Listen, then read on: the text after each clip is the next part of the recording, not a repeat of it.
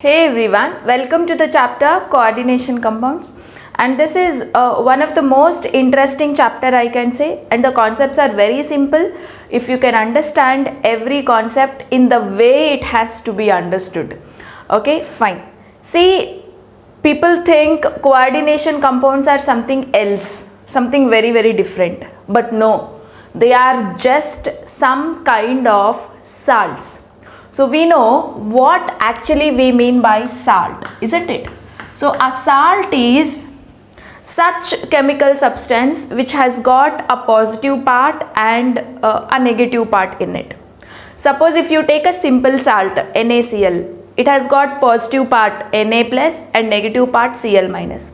So anything which has got like positive part and negative part, okay, and that is what we mean by a salt. Fine. And if you talk about a salt, there are generally three types of salts. Salts are broadly classified into three salts. So the first type of salt is simple salt. Simple salt. So simple salts are such salts which give two ions, okay, two types of ions on ionization. Okay, so the nature of salts are when you put them in water, they break down, they dissociate into positive ion and negative ion, right? So that is the major property of a salt. Suppose if you take up NaCl, NaCl on dissociation you will get Na plus and Cl minus. Suppose let me take another salt, sodium sulfate here. So sodium sulfate on dissociation you will get Na plus, and how many Na plus ions? 2 Na plus ions, and you will get sulfate ion SO4 minus 2. Okay, see here two types of ions, two different types of ions, right, on dissociation. On dissociation, okay, two different types of ions are formed. Such salts are called simple salts. So we know very well about simple salts, and most of the time we use simple salts in various chemical reactions, right? Fine. And now let us talk about another important type of salt, that is double salt. Double salt we say. Double salt is nothing but the mixture of two simple salts. Two simple salts. Okay, so the best example for double salt is Morse salt. Morse salt we say. So chemically it can be called as ferrous ammonium sulfate. Ferrous ammonium sulfate. Okay, FAS we say. In short, it can be called as FAS, which means ferrous ammonium sulfate. Okay, so if I have to write its formula, see this is how I will write ferrous sulfate, that is FeSO4 dot ammonium sulfate NH4 twice SO4 dot 6H2O. It is a hydrated salt. Look at here. This is one salt. Ferrous sulfate is one simple salt. Ammonium sulfate is another simple salt. So combination of two simple salts is what we call a double salt. Okay, and suppose if I dissociate this, if I put this salt in water, it undergoes dissociation, right?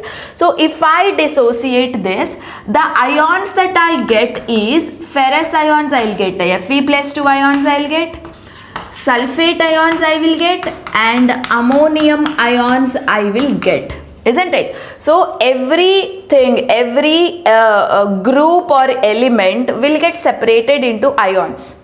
Okay, fine. And you know what, they actually lose their identity in a solution. So one important property of a double salt I will write, they lose identity in a solution.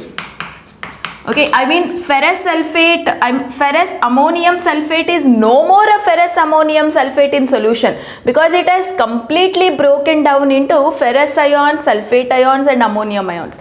If you do a test for ferrous ions, you will get a positive result. If you do a test for sulfate ions, yes, you will get a positive result. When you do a test for ammonium ion, you will get a positive result, right? So now once you put this in a solution, once you put this in a water, it is no more a ferrous ammonium sulfate. It has completely broken down into small ions. Okay, so you know the salt, the double salt will definitely lose its identity in a solution. Okay, and it will break down into their constituent ions, and each constituent ion will give a positive test for a respective test when you conduct, okay, for testing them, right? So this is the nature of double salt, and you have so many examples of double salt. One more example I'll give you here, potash alum. Okay, so if I have to write the formula of potash alum, look at here, potassium sulfate, that is K2SO4,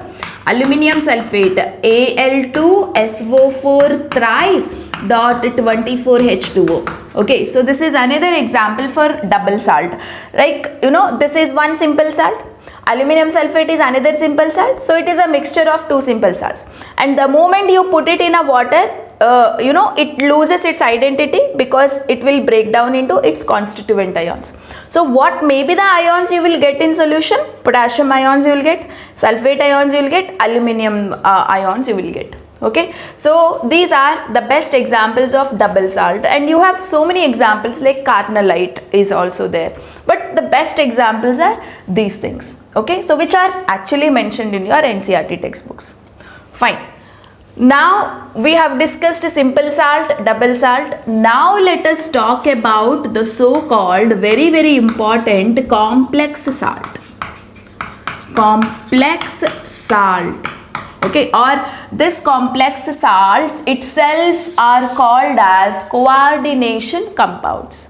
Okay, so suppose when I have a salt something like this, K4FeCN6. Okay, look at here, some part is written in this kind of square brackets. Okay, so you'll have some things inside a square bracket, and you will have some you know, atoms or elements outside the square bracket. Okay, something is mentioned inside a square bracket. Such type of compounds are generally called coordination compounds.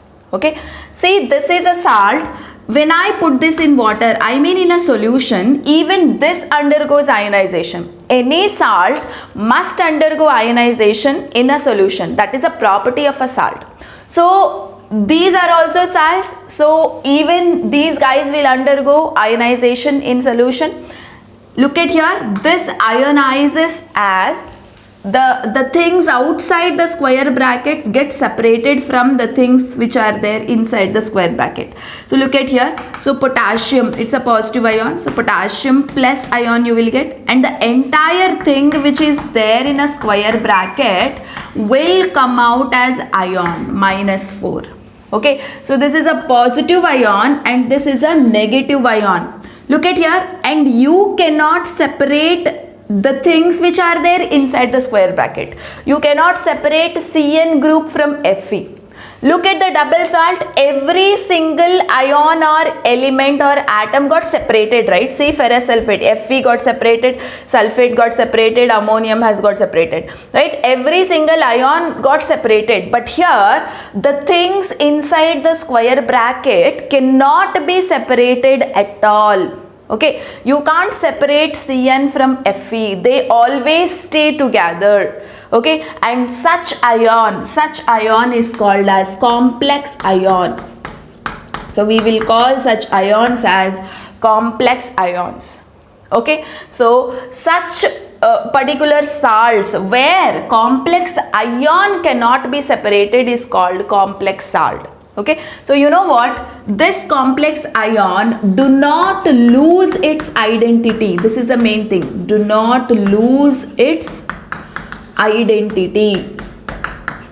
Okay, so got to know. So because you can't separate this fellow from this fellow, right? So they won't lose its identity in a solution. So you, only the things outside the square bracket can come out as a separate ion. The things inside the square bracket cannot be separated at all, right? So such salts are called complex salts, and these complex salts are naturally present. For example, chlorophyll in green plants, okay, in leaves you have a green color pigment called chlorophyll, isn't it? So chlorophyll is a complex of magnesium. And hemoglobin, which is there in a blood, that is also a complex of iron. Vitamin B12 is a complex of cobalt. So these coordination complexes are widely present in our natural substances, and many artificial coordination compounds can also be synthesized, which has got various uses. Some of them can be used in the field of medicine, some of them can be industrially useful in various other things, in various other reactions. Okay, so such important coordination compounds we are going to deal in a chapter. Okay, so this is a kind of introduction about complex compounds or coordination compounds, we say. Okay, so you must majorly understand what difference is there between a double salt and complex salt. Double salt, in solution every single constituent will come out as ion and the salt will lose its identity, whereas here the salt will not be losing its identity because the things which are there inside the square bracket cannot be separated at all. Okay, fine. So now let us understand few basic terms relating to coordination complexes or coordination compounds. They can be generally called as complexes or coordination compounds, right? So I'll take a same example here, K4 and something I mentioned in a square bracket, FeCN6, right? See here, whatever the thing is there outside the square bracket is called with the term counter ion. So this is called counter ion. Okay, see, counter ion can be written first and counter ion can be written later also. So look at this example, CuNH3,4, okay, SO4. Look at here. See, here the counter ion is next. Okay, first you have a complex ion, next is a counter ion. So counter ion can be before a square bracket or after a square bracket, whatever. Okay, so majorly the things outside the square brackets are always called as counter ions. So here counter ion is sulfate group. Okay, so here the counter ion is potassium, right? Fine. And the square bracket, the entire square bracket can be called as coordination sphere. Coordination sphere we say. Or it can also be called as coordination entity. Coordination entity or coordination sphere is one and the same. Okay, you don't have much difference between them.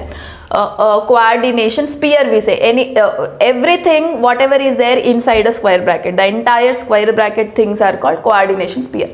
So here this much is a coordination sphere. I will simply write CS in the sense coordination sphere.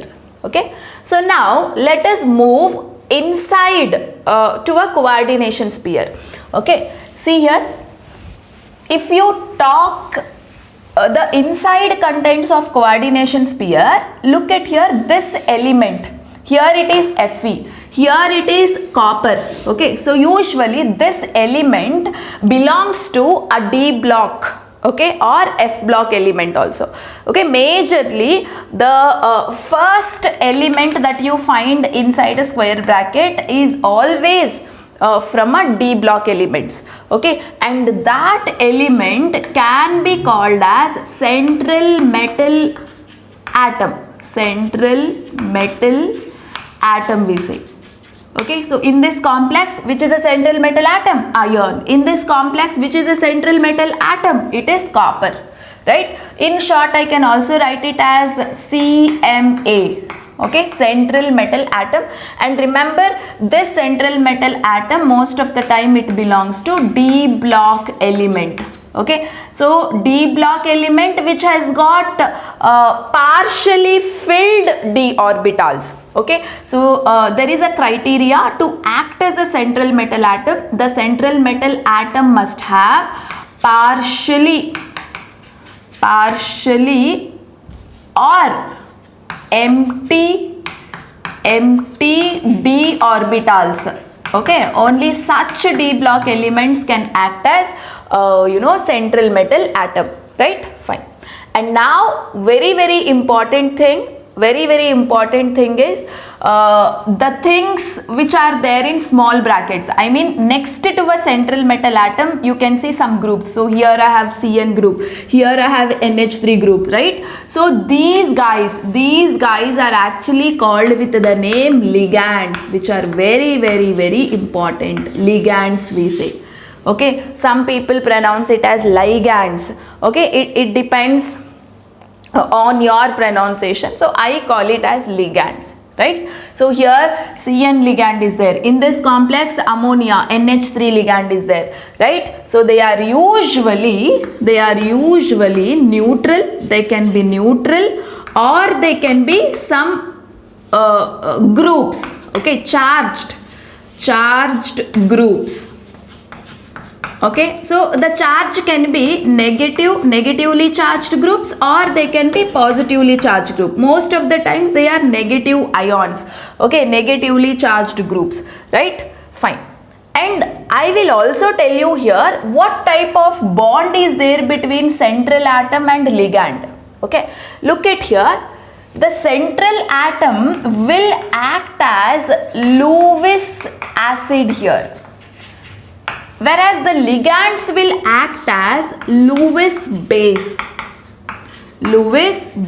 Okay, so you know what exactly Lewis acid means. Lewis acid means anything that accepts a pair of electrons, right? Lewis base in the sense anything that donates a pair of electrons, right? See here, you have ion. Okay, let me put at the center. And you have 6 ligands here. Which are the ligands? CN. And CN is a negative ligand. Okay, so negative ligand CN. So the 6 CNs I will arrange like this on central metal atom. Okay. And one negative charge if I mention on any ion, what does it mean? It means that there are 2 electrons. So there are 2 electrons. So everywhere there are 2 electrons, isn't it? One negative charge in the sense 2 electrons are there, lone pair. Okay, and this ion has got empty d orbital. Okay, so the lone pair of electrons or these electrons will be passed from ligand to central metal atom. Okay, so this kind of bond we will call it as coordinate bond, right?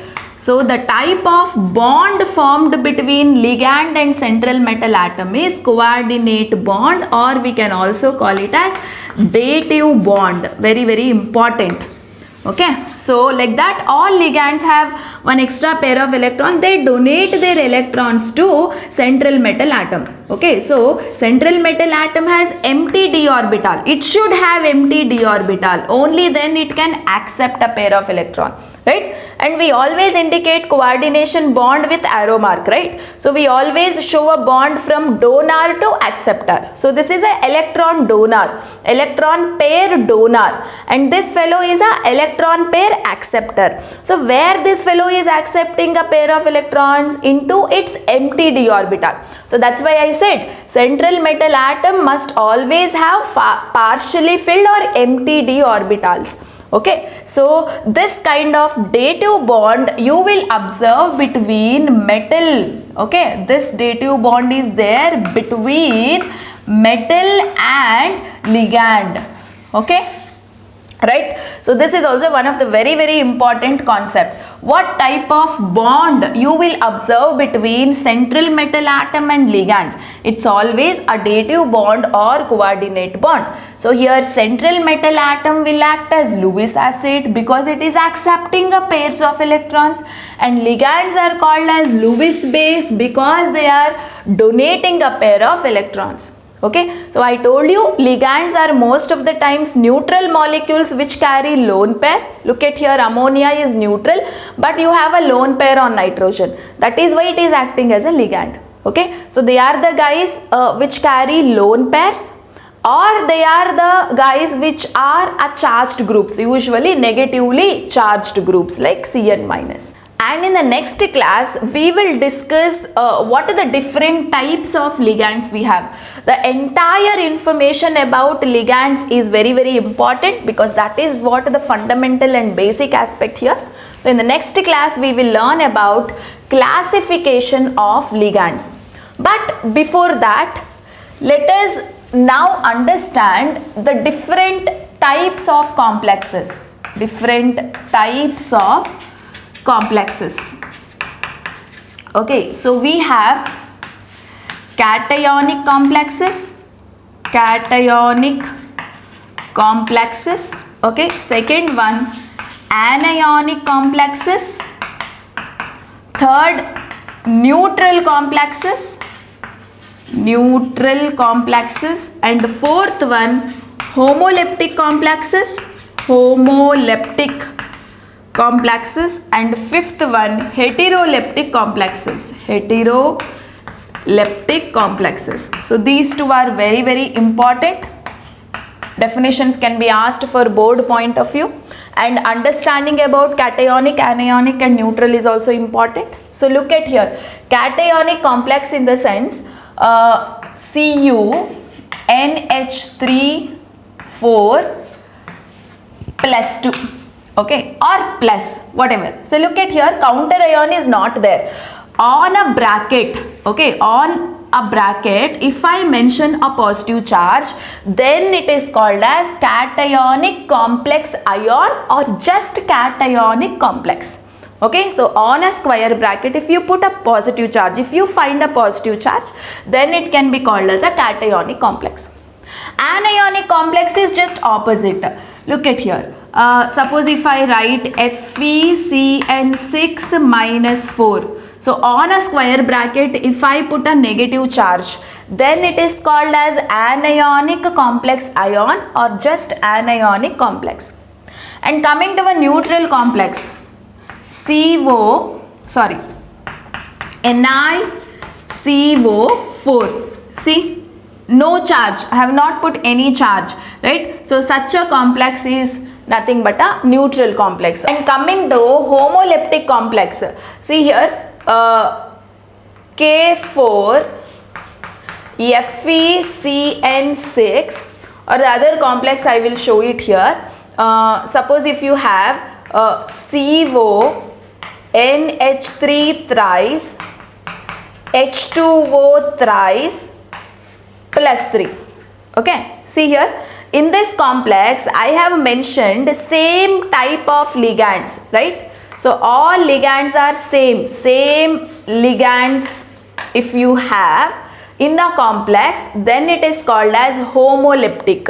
So the word homo means same, isn't it? So when you have ligands all are same, then it is homoleptic. And if you have different types of ligands, if you have different types of ligands, then it is called as heteroleptic complexes. Okay, say look at here, ammonium ligand is there, water ligand is there, different types of ligands, right? And you know what, this example can also is an example of cationic complex because I have mentioned a positive charge. Okay, got to know? So with respect to the types of ligands, you will call a complex as homoleptic or heteroleptic. Okay, homo means having same type of ligand, hetero means having different types of ligand. So based on this we say homo or hetero. Okay, and based on the charge that is mentioned on a square bracket, we say whether it is cationic or anionic or neutral. Okay, so this is about the different types of complexes, and in the next class we will discuss the entire information about the classification of ligands, which is the most important topic.